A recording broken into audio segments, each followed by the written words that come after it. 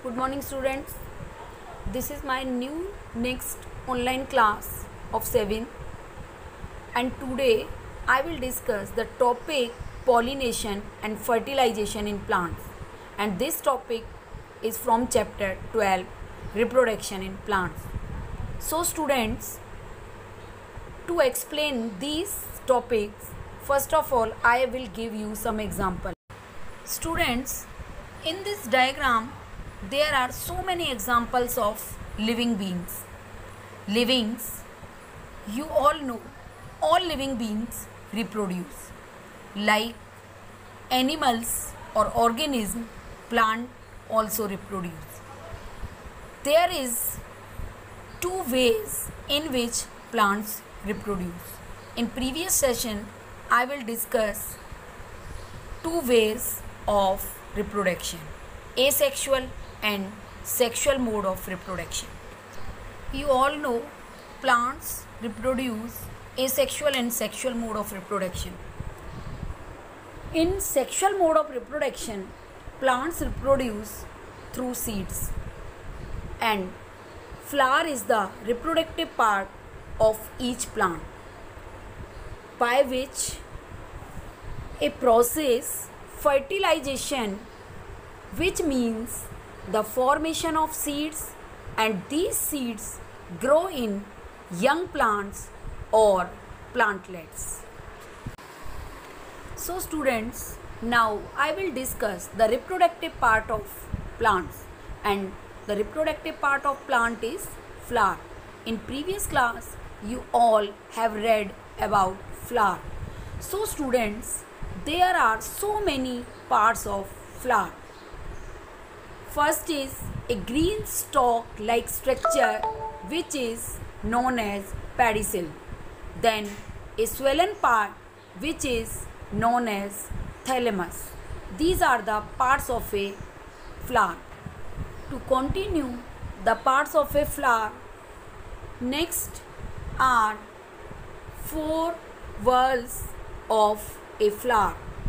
First, green leaf-like structure which is known as sepals. Second, colorful attractive part which attracts insect for the process of pollination are called petals. Then the male reproductive part which is known as stamen, and fourth whorl or part of a flower is female part which is pistil. So students, the male reproductive part of a flower is stamen, which comprises of two parts. First is anther and second is filament. Anther consists of pollen grains, and on maturity this anther bursts and pollen grains release into environment. This is the female reproductive part of a flower. This part comprises of three. Topmost sticky part is known as stigma, a tube-like structure which is known as style, and swollen part at the base is known as ovary.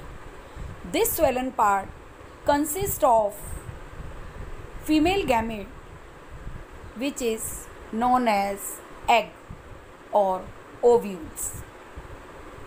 So students, after this I will continue the topic fertilization. Fertilization is the process of fusion of male gamete which is known as pollen grain with female gamete which is known as egg or ova. Now when pollen grains fuse with ovules, they form a diploid cell is known as zygote.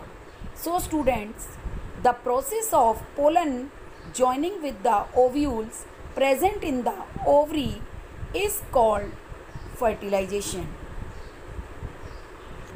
During the fertilization process, when ovules fuse with pollens, then seeds are formed. These seeds grow in soil and convert in new plant. This is the diagram for the formation of seed. After fertilization, ovary swells to form the fruit. Ovary convert into fruit and ovules convert into seeds. And these seeds again grow in soil and give rise to new plant. After the discussion of fertilization, now I come to the point or topic pollination. And students, how do pollens reach the stigma? Pollens reach the stigma by a process of pollination. In this process of pollination, pollen grain come from anther to stigma. This transference of these is known as the term pollination. Students, there are various ways by which pollination occurs. Flowers have bright, nutritious, honey-like liquid called nectar inside them that act as food for many insects, and these insects attract towards these colorful petals. So there are so many ways by which pollination occurs. First is through insects. Insects attract towards the petals and this process of pollination occurs. This process of pollination is of two types. First is self-pollination. Self means same plant. It means the pollination occurs between same flower in which male and female part present in same flower. Second is cross-pollination. Occur between two different flowers of same species. This is known as cross-pollination.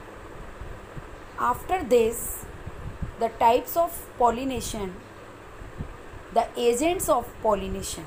Agents means the ways or carriers by which pollination occurs. There are so many agents of pollination like bees, butterflies, insects, etc. After the agent of bees and butterflies, insects, water is also the agent of pollination by which this process occurs. The pollen grains shed in water and they reach to the same flower of same species. Like water, wind is also act as agent of pollination. The light, hairy flower pollen grain reach towards the same species. Thank you.